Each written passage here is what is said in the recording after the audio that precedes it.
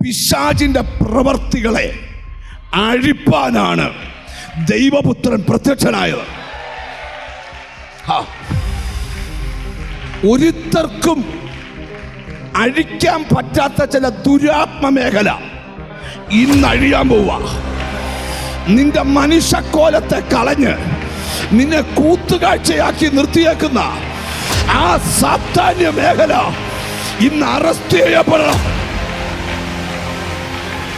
ഒരിക്കലും ഇല്ലാത്ത കാറ്റ് യേശു കയറിയ വള്ളത്തിന് നേരെ അടിച്ചു. യേശുവിന്റെ കൂടെ ഇറങ്ങിയ മറ്റ് പല പടകും തിരിച്ചുപോയി. പക്ഷെ യേശു ഇറങ്ങിയത് തിരിച്ചു പോകാനല്ല, ഇവൻ അഴിച്ചുവിട്ട കാറ്റിനെ അതിജീവിച്ച് അക്കരെ കയറി ആർക്കും ബന്ധിക്കാൻ പറ്റാത്ത, കണ്ണിന് മറഞ്ഞിരിക്കുന്ന ആ ദുരാത്മ മേഖലയെ യേശു ബന്ധിക്കാൻ തീരുമാനിച്ചു. ഹലോ, ചിലരുടെ അകത്ത് ഇന്ന് ആളിക്കത്തുന്ന തീ വ്യാപരിക്കും. ശത്രു വിട്ട എല്ലാ ബൗണ്ടറിയും ഇന്ന് പൊട്ടണം.